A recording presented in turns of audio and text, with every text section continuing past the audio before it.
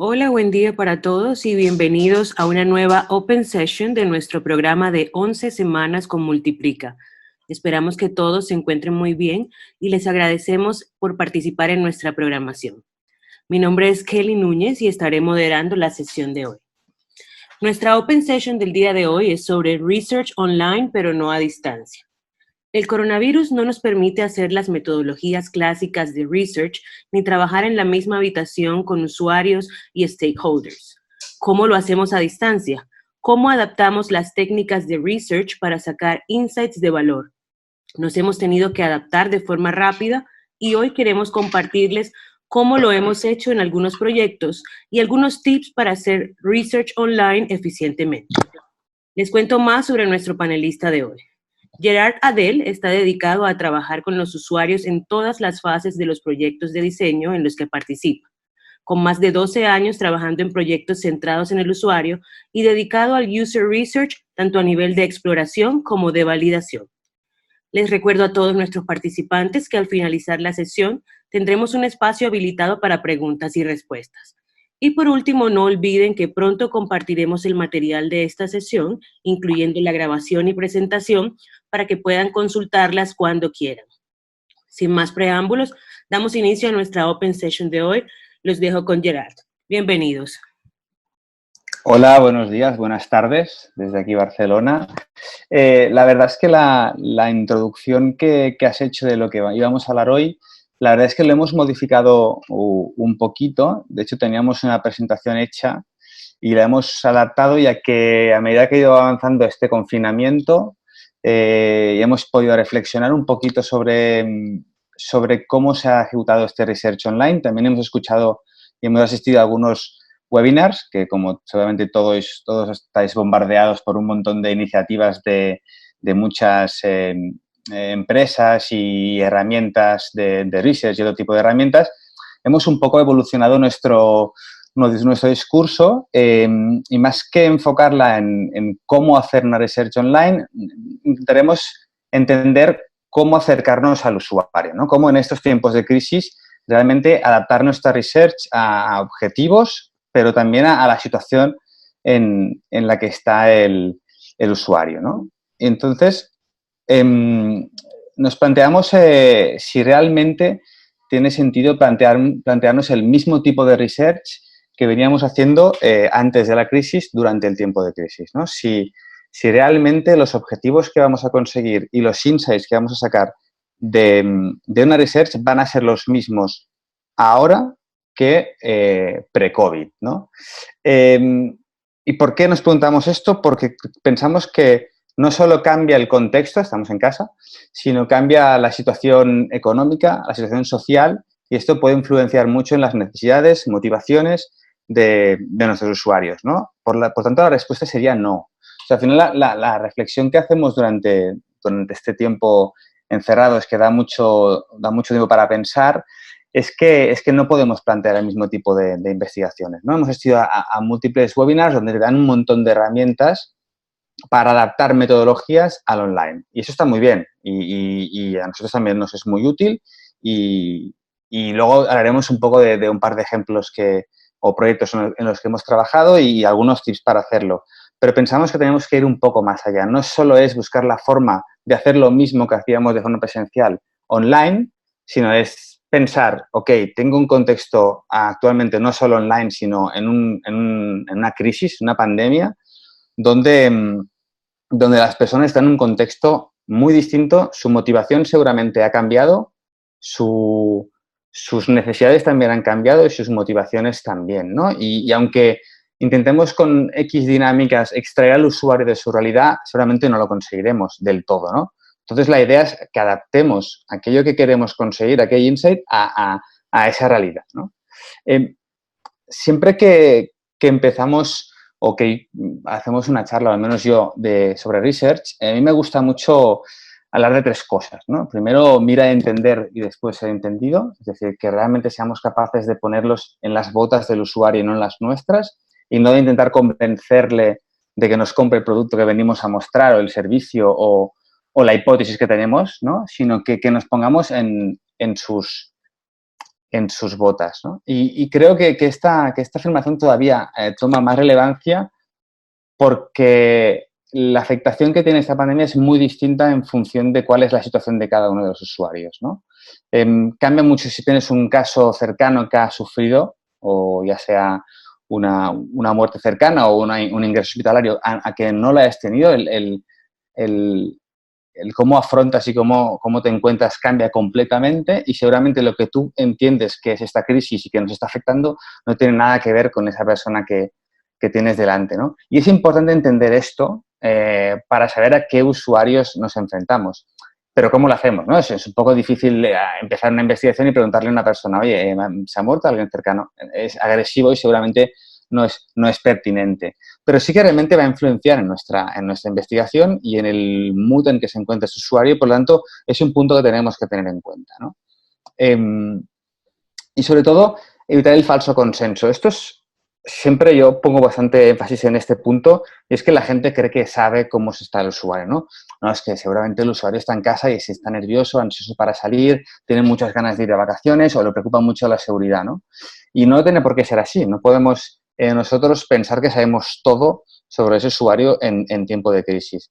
Un ejemplo que nos pasó hace poco con un proyecto en el mundo travel es que el cliente pensaba que el foco del usuario y la información más relevante era que le aseguráramos la seguridad durante su viaje. Es decir, medidores de temperatura, distancia de 2 metros, tanto por ciento de ocupación del hotel o del avión o de los sitios de ocio, ¿no? Y realmente hicimos una pequeña encuesta de investigación y nos dimos cuenta que esto no era así, que su preocupación era, primero, garantías de modificación y cancelación en el caso que no pudiera asistir, pero sobre todo que le garantizáramos que se lo podría pasar bien, ¿no? Es decir, la seguridad pasada a un segundo término. Viajar no es una obligación, lo haces porque quieres y porque quieres pasártelo bien. Y por lo tanto, lo que el usuario quería saber era que realmente le garantizáramos que se lo pasaría bien en el destino donde viajara, en el hotel donde se hospedara o haciendo las actividades que él quisiera, ¿no? Entonces, era completamente distinto de lo que los usuarios querían de lo que el cliente pensaba, intuía y quería invertir un montón de esfuerzos en cambiar su site para adaptarlo a esto. Y se estaba equivocando, ¿no? Por unas creencias propias mal investigadas y mal investigadas, ¿no? Y por último, la clave es entiende el contexto del usuario, ¿no? Esos son como los 3 puntos que yo creo que son indispensables antes de plantearte objetivos, antes de plantearte cualquier metodología e incluso el sector en el que estemos, ¿no? Y entender el contexto del usuario es muy difícil hoy en día porque es completamente cambiante y no solo es el hecho de que sabemos que el usuario está en casa, sino que el contexto es esto, ¿no? Es una calle vacía donde pasaban un montón de cosas, había un montón de relaciones humanas que ahora mismo no están pasando. Y esto nos influye en que no podemos investigar el comportamiento social de esa persona, que es muy importante porque es un componente intrínseco en la naturaleza humana, sino que esa persona también está frustrada o ha cambiado porque no tiene ese comportamiento social. Hay mucha gente que está muy contenta, ¿no? Y pues gente que está muy creativa y está muy contenta de estar en casa, y otra que está muy frustrada, ¿no? Pero ese contexto va a cambiar completamente sus necesidades en el momento, porque tiene una necesidad de comportamiento social mucho mayor que la que seguramente tenía cuando podía hacer este comportamiento, ¿no? O el comportamiento del consumo, ¿no? O sea, el consumo no tiene nada que ver ahora cuando tengo que hacer estas filas larguísimas para poder acceder a un comercio X o con cita previa o depende de cada país con sus medidas, pero ha cambiado. Entonces, seguramente las ganas de consumir presencialmente ya no existen, ¿no? Entonces, esto puede dirigir mucha gente al online, puede ser una oportunidad para el online, o también puede decir, es que no tengo ganas de consumir porque no tengo ganas de comprar porque me siento triste delante de este comportamiento, ¿no? O incluso el estar encerrado en casa, ¿no? Y estamos todos trabajando, estamos todo el día encerrados en casa delante de un ordenador, por lo tanto, a lo mejor lo único que me apetece a mí, después de estar 8 horas trabajando delante de un ordenador, es que me venga una persona externa y me haga una sesión de research media hora más o 45 minutos más, perdón, delante de un ordenador, ¿no? Y todo esto influye en este comportamiento y en cómo nosotros tenemos que entrar, ¿no?, al usuario. Incluso estarán los más exagerados, pues que estarán en casa con la mascarilla comprando papel de váter como unos locos para evitar quedarse sin papel de váter, ¿no? Y eso son comportamientos humanos dentro del mismo entorno, ¿no? Y eso es súper importante que sepamos cómo descubrirlos, ¿no? Cómo empatizar con estos comportamientos. Esto para mí es la clave, siempre es la clave. Al final, la empatía es lo más importante en cualquier proceso de research, incluso online, incluso con herramientas externas, que no sea hombre a hombre, hay que intentar buscar empatizar. Y esta empatía, ese esfuerzo que hacemos por entender la situación de otra persona, no podemos basarla solo en buscar la herramienta idónea para sustituir nuestra presencia, sino tenemos que buscar esa forma de entender cómo él se encuentra, en qué momento está de su confinamiento, de su situación, etcétera, ¿no? Incluso leí un artículo que hablaba de la captación y decía que deberíamos introducir palabras en ese screener a la hora de seleccionar un usuario que nos hiciera entender en qué estado o en qué situación se encuentra enfrente al virus, ¿no?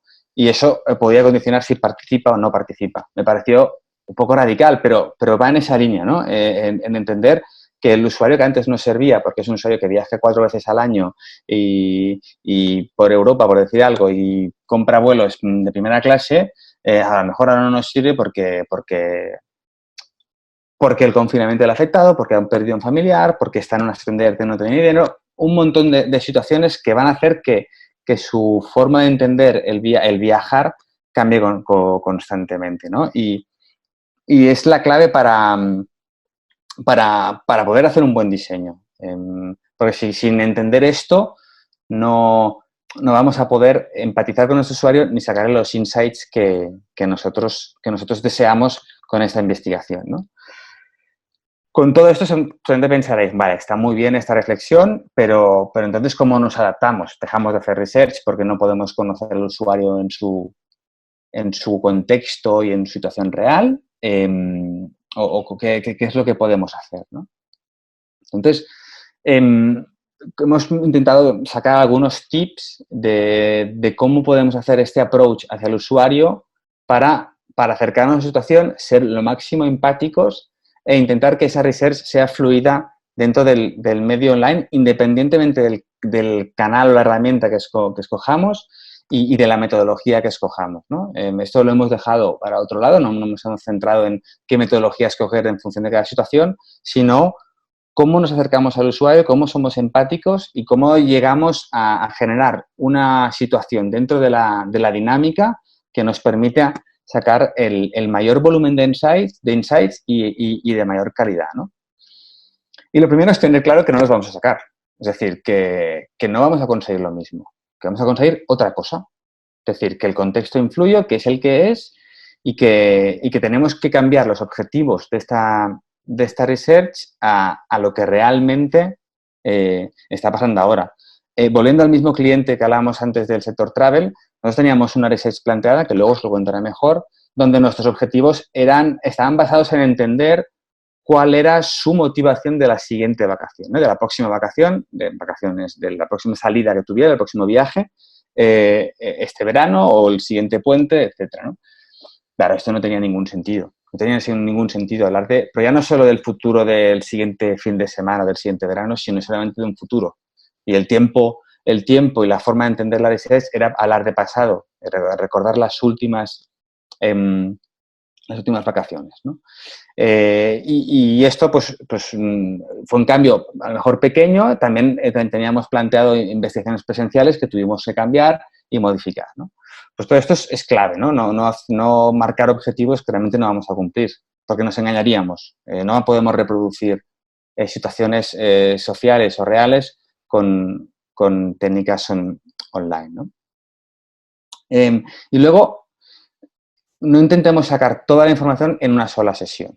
Al final, cuando hacemos todo Design Thinking, intentamos hacer workshops que algunos duran 2 días, ¿no? O incluso con Design Sprints que se hacen inversiones durante 2 días y se intenta sacar toda la información mediante sesiones muy largas, dinámicas muy chulas y muy interesantes. Y que conste que desde Multiplica y desde mi persona soy muy fan de esas metodologías, pero no en este momento. En este momento, seguramente lo que tenemos que hacer es dividir las sesiones de forma que sean muy concisas, muy concretas, cortas, ¿no? Y sobre todo ser muy ordenados. En el primer bloque hablaremos de la situación de contexto o personal del usuario. En el segundo bloque hablaremos de sus conocimientos digitales. En el tercer bloque hablaremos de, ¿no? Y si queremos luego hacer otro tipo de sesión con otro tipo de inquietudes, pues dividirla en 2 días, en 2 sesiones y explicarle muy bien al usuario que cada uno de los bloques y cada una de las tareas. Porque si no, vamos a empeorar la comunicación. Sabemos que la gente se va.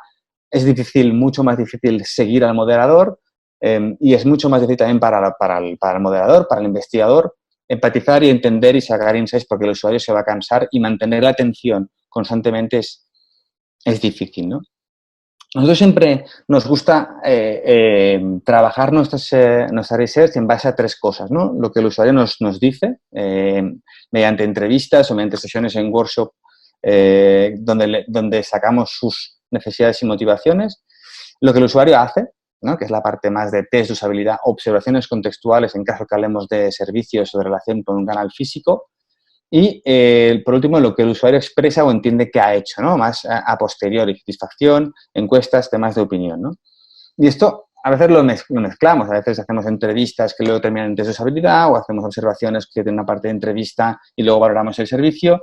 Y todo esto es lo que ahora mismo no tiene sentido y realmente estos 3 bloques tienen que estar separados, ¿no? Y hacer sesiones donde ataquemos cada uno de los bloques de forma separada, ¿no? Aparte que, evidentemente, las observaciones contextuales, pues, no las podemos hacer y no las podemos sustituir. Podemos hablar sobre ello, podemos recordar antiguas experiencias, pero entonces nos iremos a la tercera pelota, diríamos, ¿no? Nos iremos a lo que el usuario expresa o recuerda o interpreta que hizo, pero no podemos analizar lo que está haciendo porque no lo puede hacer. Entonces, eso tenemos que ser conscientes, ¿no? Que ese cruce de situaciones que hacemos y que podemos sacar verdades latentes, insights reales, no va a suceder. Y entonces, esto no lo vamos a cambiar. Entonces, adaptémonos a esto, pero no queramos reproducir situaciones que no existen, ¿no? Aprovechar al máximo las herramientas de research.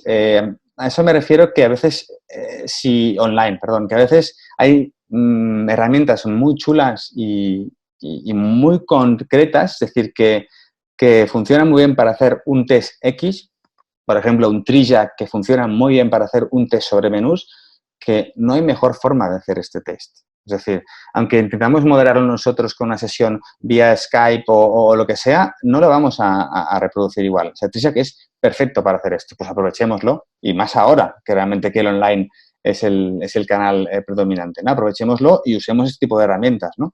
Sobre todo para la fase de UX testing, ¿no? La fase de validación. Es decir, que es verdad que estas herramientas en la fase de comprensión o de observación pues no funcionan tan bien, evidentemente, pero sí en esta fase de validación aprovechemos y usémosla, ¿no? Y sobre todo, es una recomendación mía muy, muy personal, mejor tener 3 o 4 herramientas específicas y concretas que hagan bien una cosa que no buscar grandes herramientas que lo hagan todo, ¿no? Porque son más difíciles de aprender para los usuarios y para nosotros y normalmente suelen tener onboardings más pesados, ¿no? Y esa empatía que hablábamos al principio mediante herramientas online se pierde porque el usuario piensa, tengo que aprender ahora a usar esta herramienta antes de hacer el test, pues seguramente no ya afrontará este test de forma cansada, de forma sin ganas, ¿no? Y seguramente la información que sacaremos pues será de menor calidad. El tiempo es oro. Esto es una cosa que creo que a mucha gente le ha costado entender durante el confinamiento y el trabajar en remoto, ¿no? Donde la gente se piensa que para estar en casa tienes todo el tiempo disponible. Eso no es verdad. Estás en casa, pero haces un montón de cosas y tienes el tiempo que tienes, ¿no?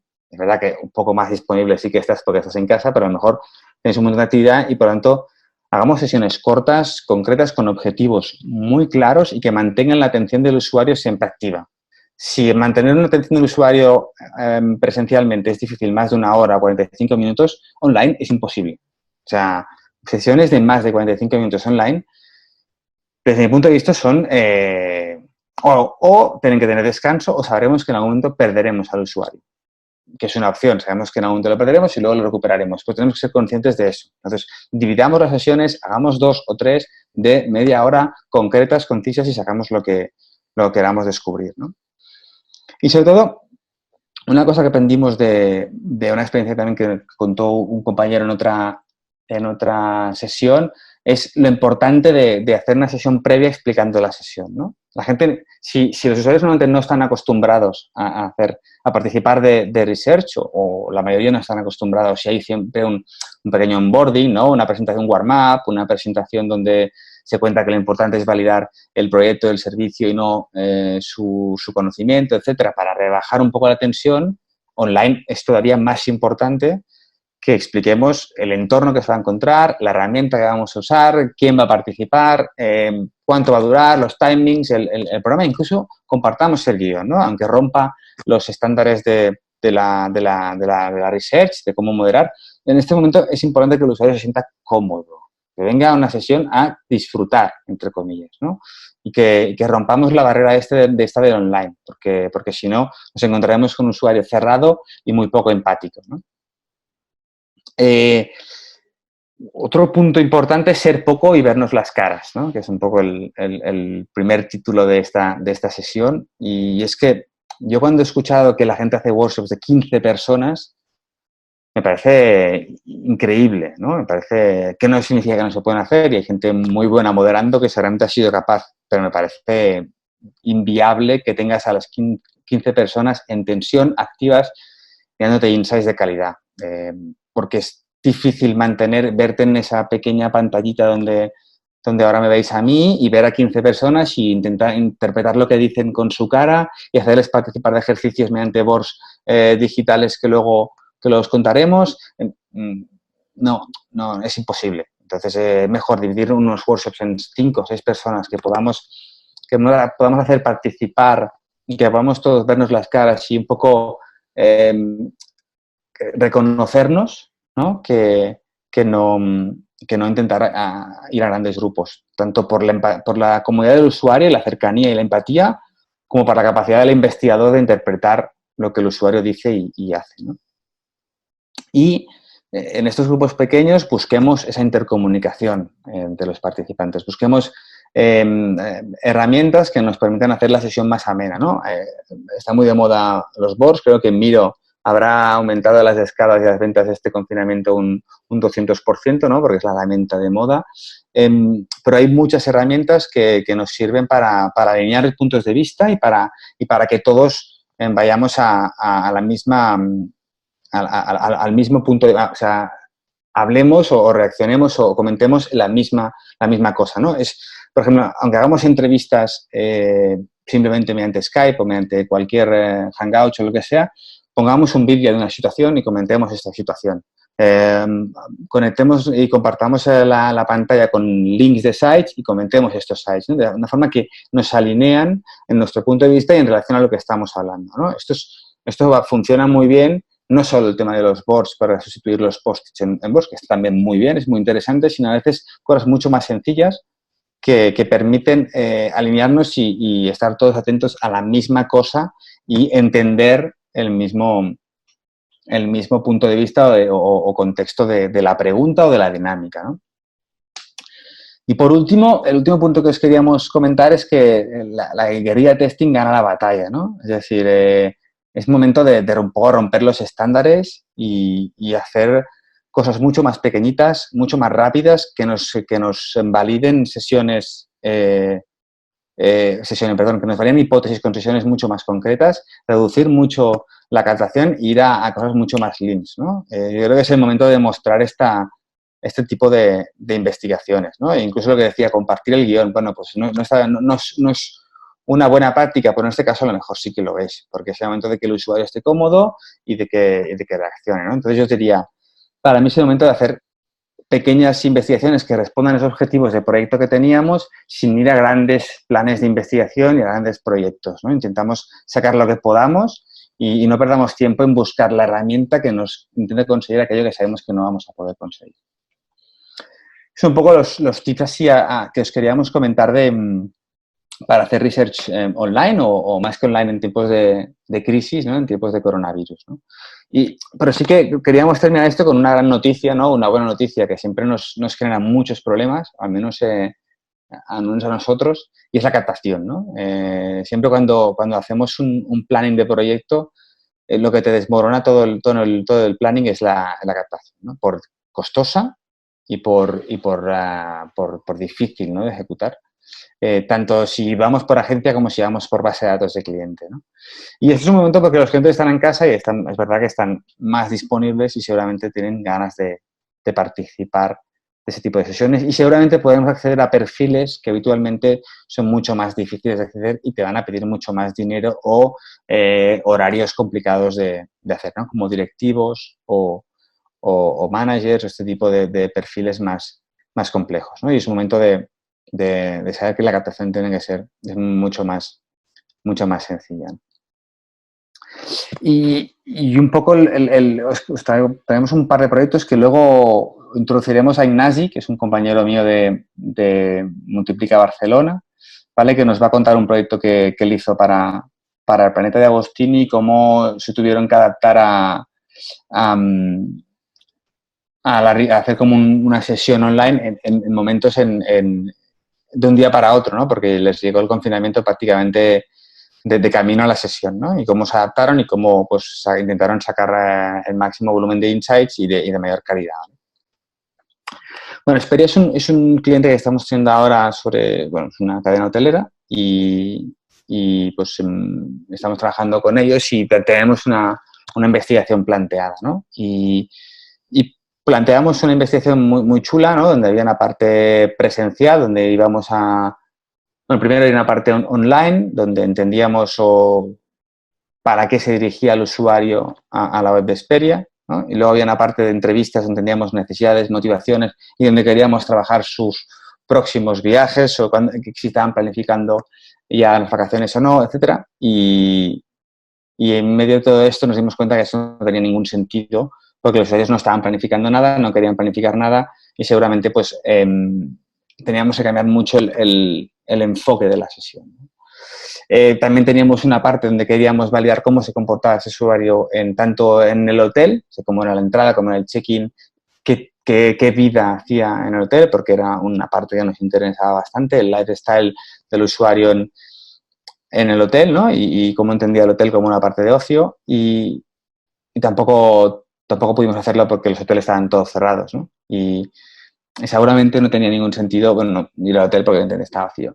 Entonces tuvimos que cambiar bastante el guión de toda la sesión e intentamos trabajar recordando situaciones que el usuario hubiera vivido, ¿no? Ya sea a nivel personal, como si nosotros planteábamos situaciones y así él nos daba el feedback. Era una forma de intentar sacarlo de contexto de que mucha gente a lo mejor tenía vacaciones y las tenía canceladas, modificadas o sin saber qué pasaría con ellas y esto generaba una frustración, generaba decir, no quiero hablar de esto, estoy fastidiado porque no sé si me van a dar el dinero, si voy a poder viajar y cuándo lo voy a poder hacer, ¿no? Entonces, reproducir esas situaciones generaba mal rollo. Entonces, intentamos buscar situaciones de recuerdos pasados que generaran buena vibración, ¿no? Y que pudiéramos empatizar con ese usuario y también pusimos imágenes, vídeos que nos permitieran este engage con el usuario. ¿Sacamos el mismo volumen de insights? No, seguramente no pudimos reproducir la vida real de un usuario en hotel, pero sí que pudimos reproducir como él lo hizo anteriormente e intentar acercarnos al máximo a lo que él haría en una situación, ¿no? Y aparte, intentamos romper con el contexto de ahora mismo. No queremos diseñar un site porque funcione ahora, en momento COVID, ¿no? Que solamente son los insights más directos que nos hubieran dado los usuarios. Queremos un site que funcione en los 2, 3 siguientes años antes de un siguiente restyle o 15, los que sean, ¿no? Entonces, tenemos que pensar también a futuro cuando todo esto pase. Entonces tenemos que entender al usuario en un estado normal, no en un estado COVID. Y eso es lo que nos permitió trabajar en pasado o trabajar reproduciendo y hablando de situaciones reales o pasadas vividas por ellos, ¿no?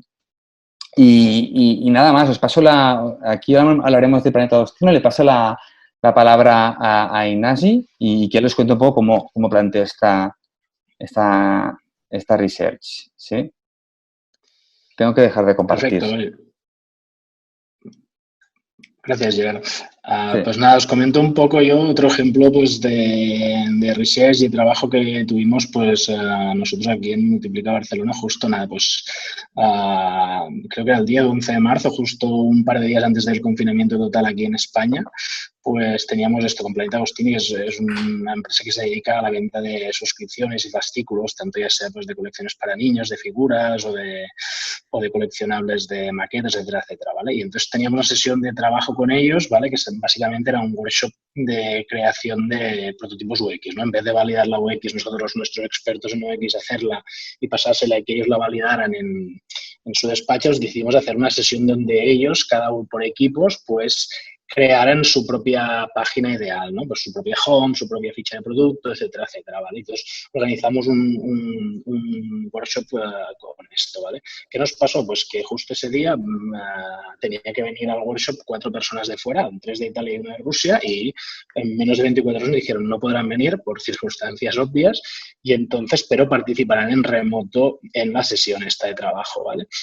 Entonces nos encontramos con el problema que en 24 horas teníamos que hacer una sesión mixta, ¿vale? Lo que habíamos planteado para hacer una sesión, pues donde básicamente, ¿qué les dábamos? Les dábamos a los usuarios todos de módulos para poner en su prototipo, ¿vale? Pues desde fotos, descripciones, vídeos, etcétera, etcétera, y otros CTAs, varios módulos, algunos ya definidos y otros en blanco para que ellos crearan, y ellos montaban su propia estructura, ¿no? Su orden y qué contenido querían meter.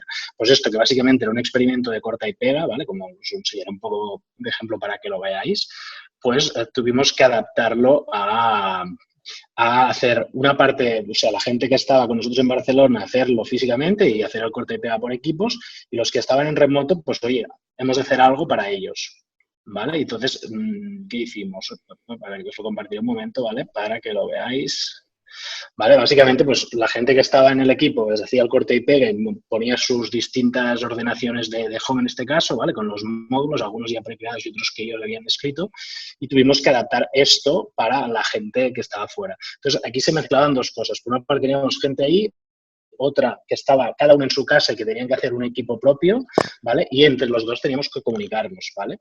Entonces, ¿qué hicimos? Pues hicimos, pues que para la gente de fuera, lo que hicimos fue un corte y pega de esto, es decir, no pensábamos, no hicimos un trabajo pensando en el trabajo en remoto, sino que adaptamos lo que teníamos físicamente, básicamente porque teníamos poco tiempo, ¿vale? A decir, vale, pues cómo pueden trabajar del mismo modo la gente que está en remoto. Entonces, lo que hicimos es, como antes comentaba Gerard, ¿no? Uno de los, creamos un board de Miro, básicamente en Miro porque ellos sí habían trabajado en Miro, entonces ya que tenían que aprender algo rápido, pues lo mejor era alguna herramienta que ya para la mayoría de ellos fuera familiares, y dimos lo mismo que tenían el resto en la parte de corta y pega, pero digitalmente, ¿vale? Les creamos, pues, unos módulos específicos ya precreados por nosotros, pues la página de agradecimientos, las fags, el destacado, etcétera, etcétera, unos módulos básicos, ¿vale? Como esos módulos en blanco, CTAs o textos, copies que ellos podían crear, y ellos lo que tenían que hacer era en remoto, entre ellos reunirse, es decir, mediante Zoom, y diseñar su propio equipo, pues cómo sería su home ideal, ¿vale? Y es lo que crearon aquí. Básicamente, pues sí que se parece un poco a la estructura final de lo que habían hecho los equipos físicamente, ¿vale? Pero pues adaptado al Miro. Ya digo, fue una adaptación, ¿no? Entonces, ¿qué nos encontramos? Aparte de esto, que es como el resultado final, pues sí que vimos varias cosas, ¿no? Que cambiaríamos ahora si lo hiciéramos de nuevo. Primero de todo, la gente en remoto, pues fue de menos a más, es decir, al principio eran muy perdidos. ¿vale? ¿Por qué? Entre otras cosas porque era mixto. Nosotros estábamos en Barcelona hablando, nosotros teníamos a ellos en una pantalla con un Zoom, pero les hacíamos menos caso, lógicamente.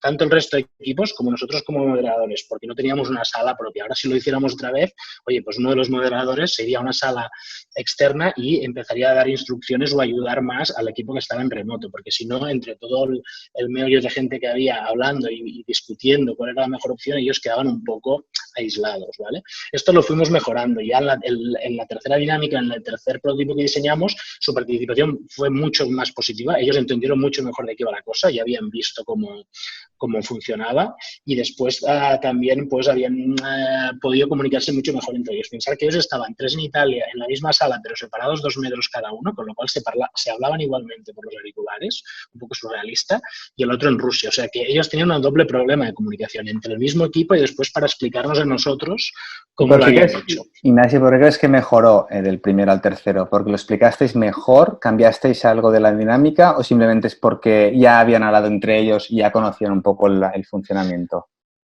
Fue por las 3 cosas. Primero, entre ellos ya se conocían más. Después, vieron los ejemplos de la gente que lo estaba físicamente, cómo lo estaba haciendo y entendieron mucho más. Es decir, a nosotros nos faltó explicarlo mejor. Sí que el día anterior les mandamos un mail de, oye, aquí es tu Miro, aquí es tu enlace a Miro, conéctate aquí y aquí haremos las dinámicas. Pero toda la parte de prepararlos ellos a nivel de experiencia, de qué tendrían que hacer, ¿no? Más, ostras, de qué ir al trabajo, no qué herramienta de servir, sino qué tendría que hacer. Todo esto lo habíamos explicado poco. Al iniciar la sesión lo explicamos, pero lo explicamos igual, en un Zoom cuando estábamos unos físicamente y otros ahí, o sea que no les prestamos la atención solo para ellos. Entonces esto se notaba. Esto por una parte. Entre ellos se empezaron a trabajar mucho mejor y aunque conocieran Zoom, Miro eran mucho más rápidos creando ya y hablando. Y como ya habían visto los planteamientos que habían hecho los otros equipos en otras veces, ¿vale? De cómo funcionaban, pues lo adaptaron mucho mejor.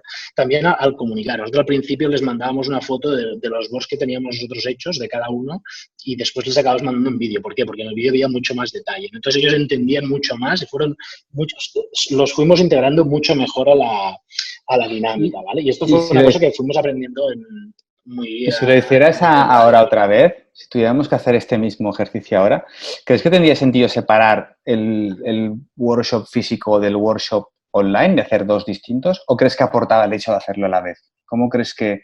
Porque yo me lo planteé y he pensado, moderar una sesión, la misma sesión, con 2 contextos de uso, 2 entornos distintos, me parece muy difícil, ¿no? Y solamente valdría la pena dividirlos y hacer 2 sesiones, ¿no?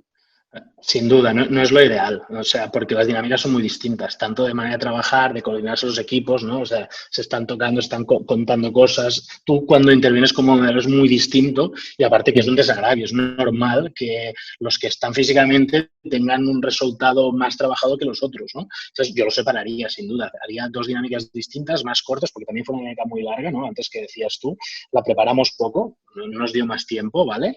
Y todo esto lo mejoraríamos sin duda, ¿no? Y el tema también tecnológico, mucho más agilizado, porque tenemos por una banda Zoom, por otra Miro. Miro también permite a veces tener videollamadas, ¿no? Al final, todo el tema técnico, como más simple sea, tú decías, mejor una herramienta simple que una muy compleja y como menos herramientas una dinámica, mejor, porque es que si no, se lía mucho.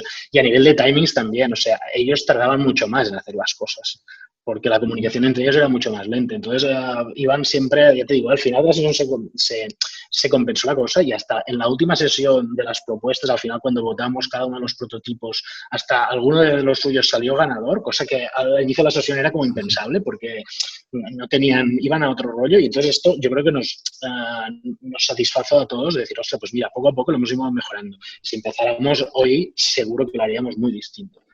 Uh-huh. Vale, pues muchas gracias, Ignasi, por compartir tu experiencia con nosotros. A vosotros.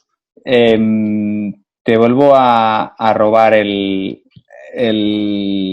la pantalla. Nada, simplemente para deciros muchas gracias, no tengo mucho más que decir. Con esto estaríamos ya de la sesión y no sé si alguien tiene preguntas o nos quiere comentar algo. Muchísimas gracias, Gerard e Ignasi, por su participación y por la interesante presentación de hoy. Seguramente será de mucha utilidad para todos. Habilitamos a continuación el espacio de preguntas y respuestas. Aquí Nos pregunta Brenda si la presentación será compartida. Claro que sí, Brenda, no te preocupes. Próximamente estaremos compartiendo las memorias de esta sesión que incluyen la presentación y la grabación de toda la Open Session. A ver. Bueno, aquí tenemos otra pregunta. ¿Estás diciendo que hay aspectos que no debemos investigar por el hecho de estar en esta situación? Yo creo que lo he dicho bastante claro en parte. Yo creo que sí. Es decir, yo creo que hay ciertas cosas que si no podemos reproducir online o no podemos generar esta empatía, pues a lo mejor no tiene mucho sentido lo que se decía, ¿no? Observación contextual, un shadowing, un service safari, ¿no? Que son metodologías donde al final es súper importante estar en ese momento físico y presencial con el usuario y viendo cómo actúa en un entorno físico, evidentemente no tiene sentido, ¿no? Esto no significa que los objetivos que persiguen esas dinámicas intentemos compensar parte de ellos con metodologías online, ¿no? Y lo que decía, reproduciendo situaciones cercanas, ¿no? O viendo vídeos de cómo se comporta gente en un supermercado en vez de ir al supermercado con un usuario y comentando situaciones que se pueden dar en la cola, en las estanterías de los productos, y ahí intentar sacar cosas similares. Pero van a ser similares, parecidas, no van a ser las mismas, ¿no? Entonces hay que ser conscientes de ello, porque si no nos autoengañaremos y engañaremos a nuestro cliente o al departamento de producto o quien sea. Genial. Nos llega otra pregunta de Diani. Dice, ¿cuáles herramientas específicas son ganadoras desde su perspectiva para realizar investigación online? A ver, yo como os decía antes, yo soy muy partidario de usar pequeñas herramientas, ¿no? A mí, por ejemplo, me gusta mucho una que se llama Helio, que antes se llama Verify App, que es una herramienta que te permite validar distintos comportamientos de usuario en prototipos, ¿no? Un test A/B, pones dos imágenes y te permite decir cuál le gusta más. Un recorrido mediante un ratón, ¿dónde clicarías si hicieras X? Lanzar cuestionarios, son preguntas muy sencillas, interfaces muy visuales que testeas hipótesis y cosas muy rápidas, ¿no? Luego, a nivel de todo lo que sea test de car sorting y navegación, sin duda, Trijack, ¿no? Que no me acuerdo de la marca, ¿vale? Incluso creo que la tengo aquí abierta. Sí, mira, Optimal Workshop, ¿no? Que tiene un montón de herramientas y sobre todo para mí, car sorting y tree testing, que se llama Trijack, son las dos soluciones que son muy concretas, funcionan muy bien y están muy bien pensadas, ¿no? Esta es la de Helio. Ay, perdón, que se me ha abierto esto. Perdonad, es que no sé cómo puedo sacarla. Vale, aquí. Vale. Helio, que es la que os decía, que os permite hacer un montón de pequeños tests, pequeñas cositas que están muy pensadas para hacer, ok, quiero ver pues dos opciones, un A/B, ¿no? Un preference, pues está pensado para esto y es muy concreta, muy concisa y aparte es bastante económica, que es lo bueno que tiene, ¿no? Que no hace falta que te gastes mucho dinero en hacer esto, ¿no? Y luego, para hacer los clásicos test de usabilidad, aquí hay un montón de herramientas y todas funcionan más o menos igual. A nosotros nos gusta mucho Loopback, pero aquí sí que usability testing, ¿no? Todas estas UX testing también funcionan más o menos igual. Nosotros usamos Loopback porque nos gusta y nos sentimos familiarizados, pero tampoco tengo mucha preferencia en ese sentido. Perfecto, aquí tenemos varias preguntas. Geraldine nos dice, hola, muchas gracias por esta buenísima presentación. ¿Cómo sabes que la cantidad de personas a quienes has entrevistado es la suficiente para poder validar hipótesis o sacar buenos insights? Esa es la pregunta del millón, ¿no? Esa es la pregunta de cuando haces test cualitativo versus test cuantitativo, ¿no? Esto es... A ver, si miras los estudios de toda la vida, ¿no? En los que hacía nuestro amigo Nielsen, ¿no? Dice que el 8 o 10 usuarios, creo que es el 90% del comportamiento humano usando un producto, ¿no? Que con esta muestra vas a poder resolver el 85-90% de comportamiento humano, ¿no? Y entonces ya con este ejemplo nos vale. Yo soy partidario de las captaciones dinámicas que empezamos a probar, es decir, empieza con 6 usuarios y al final te das cuenta que el volumen de insights, la curva de insights, ahora que estamos tan de moda de la curva, se va aplanando, ¿no? Es decir, realmente vamos a conseguir cada vez insights menos novedosos, se van a repetir un montón las cosas. Y cuando te das cuenta que no estás consiguiendo más insights, para. O sea, no hay un número. Es decir, llevas 6 y el séptimo no te dice nada nuevo y el octavo tampoco para, porque realmente no vas a conseguir nada nuevo, ¿no?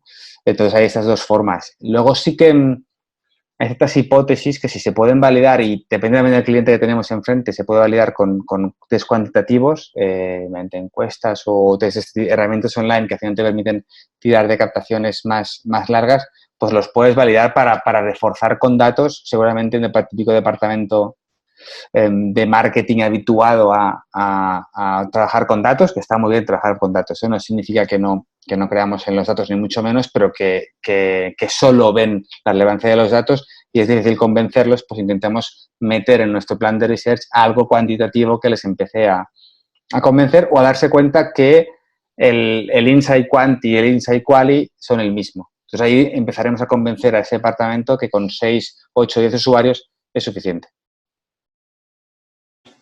Perfecto. Mario desde Bogotá nos pregunta, teniendo en cuenta lo que dices del cambio de actitud de la gente por este escenario particular, ¿crees que los insights que obtenemos en este momento serán válidos en el largo plazo?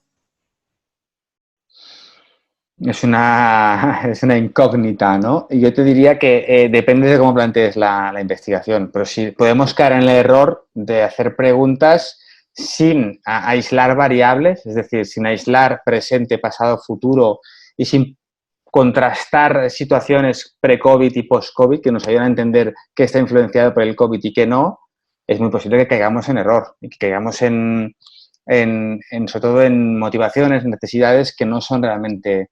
Vale, si tú me preguntas ahora qué es lo que más te apetece, pues te diré irme a una terraza a tomarme una cerveza, seguramente. Si me preguntas antes del COVID, pues no sería eso, sería otra cosa, ¿no? Porque ahora no puedo hacerlo y ese no poder hacerlo es lo que me hace tener ganas de.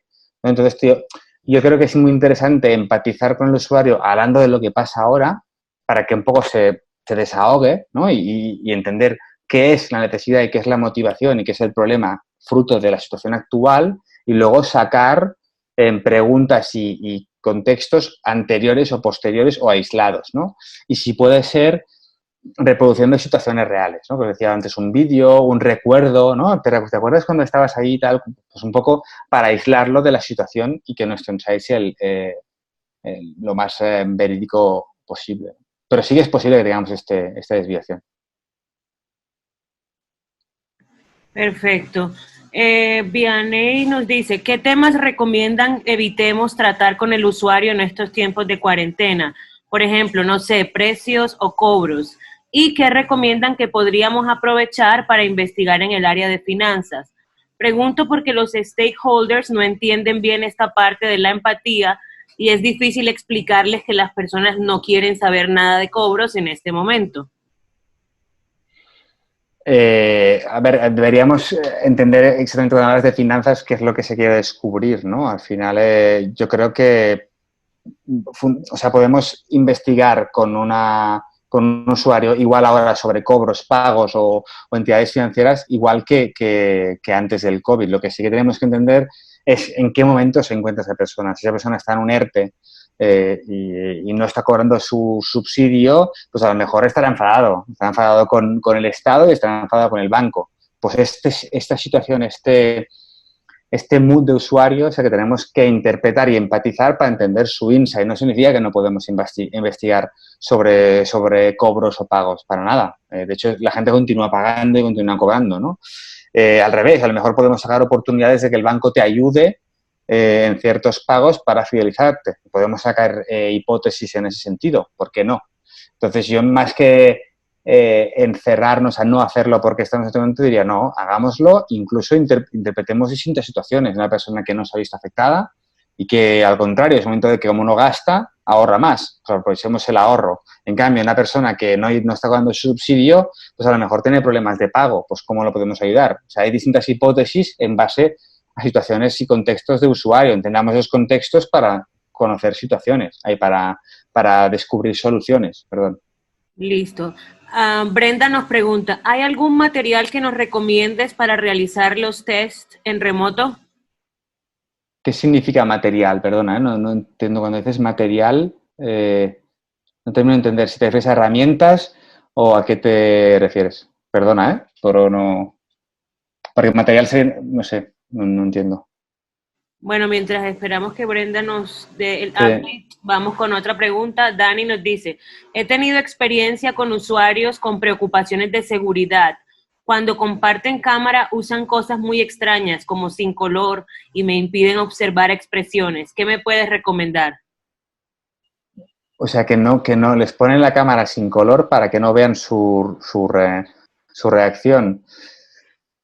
Yo intentaría buscar esa pregunta sobre esa persona para que poco a poco se vaya relajando, ¿no? Empezaría con un guión donde le metiera en situación, donde estuviera tranquilo, donde estuviera relajado.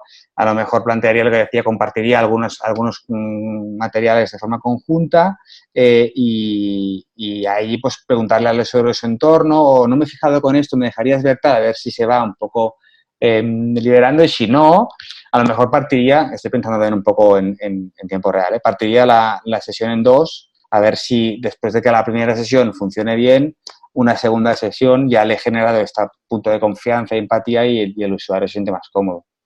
Es probar, al final, como todo en esta vida, es un poco prueba y error. Tampoco, yo no me he encontrado con esa situación, entonces tampoco sé muy bien cómo reaccionaría, pero yo creo que probaría esto. Perfecto. Brenda nos dice que se refiere a libros o artículos que recomiendes para estos tests en remoto. Pues mira, libros no tengo ninguno ahora mismo que te pueda recomendar. Artículos sí, tendría que buscar no sé si podemos compartir, cuando compartamos la presentación podemos buscar algunos artículos interesantes sobre este tema y te los puedo compartir. De hecho, incluso te diría que todas las herramientas online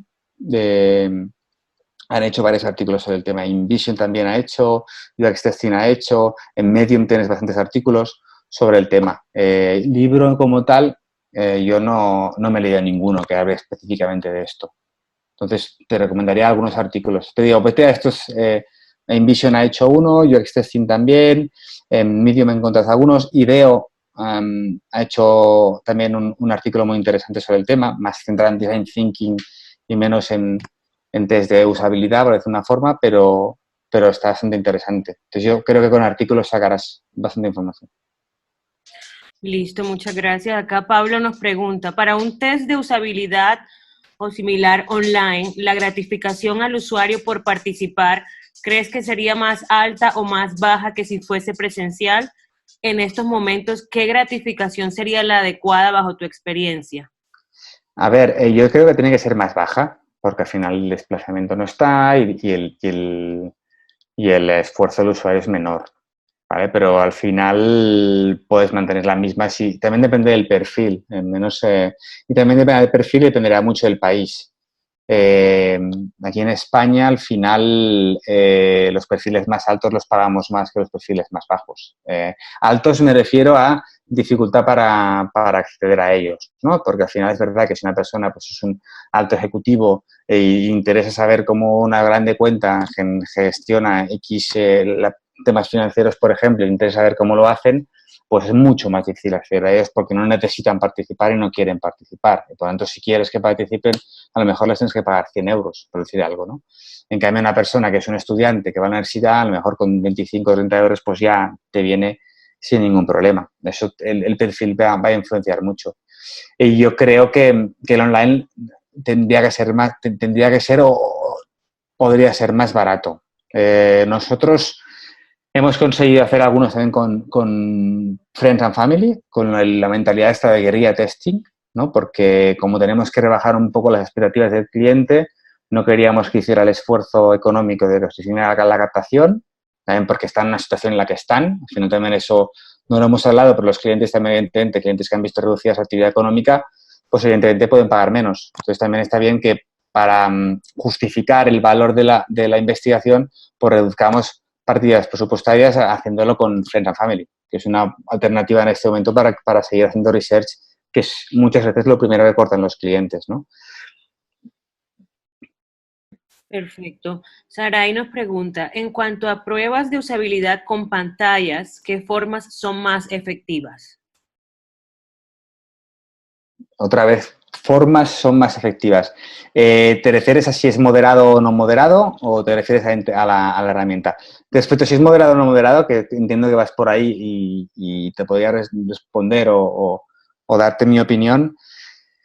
Yo creo que es muy interesante cuando hacemos un test online no moderarlo porque al final no influenciamos al usuario. Entonces, si queremos simplemente que nos valide un prototipo o un producto o un aspecto concreto de un producto, yo te diría no lo hagamos moderado. Simplemente es un test donde él actúa. Si queremos sacar más insights, profundizar en su modelo mental, en necesidades, en motivaciones, en expectativas, en temas de marca, yo haría un presencial porque la pregunta y el saber preguntar, que podríamos dedicar otra sesión en preguntar y en investigación, en cómo hacer buenas preguntas, que es muy difícil, tendría que ser moderado. Entonces yo te diría un poco en función de lo que quieres hacer. No sé si te he respondido a la pregunta porque lo de formas me ha... Pero bueno. Si no, no hemos recibido más. Vale, esperemos que sí. Sí. Pues. De momento parece que no hay más preguntas. Muchísimas gracias por toda la información. De todas Un placer. maneras, aquí en la presentación también compartiremos los datos de contacto de Gerard. En caso que tengan alguna otra inquietud, pueden dirigirse a él directamente. Y bueno, como les contamos antes, estaremos compartiendo próximamente las memorias de la sesión para que puedan consultarla cuando gusten. Muchísimas gracias, Gerard e A vosotros. Ignasi. Nada. Mario Bonilla dice muchas gracias, estuvo muy bueno. Dani pregunta que si se te puede contactar en redes. No sé si quieres compartir por chat tu link de tu perfil de LinkedIn en caso que alguien quiera contactarte. Sí, pero no sé. Aquí. Sí, ahora. Sí, bueno, si me pongo mi nombre porque no me sé el perfil y ya os aparecerá, ¿no? No sé muy bien cómo tengo que hacerlo. Esto del Zoom a veces me lía un poco, perdón, ¿eh? ¿Esto es el chat? En el chat, sí, ahí pones para todos los asistentes. Si pones mi nombre en LinkedIn, os aparecerá el LinkedIn. Creo que solo hay uno.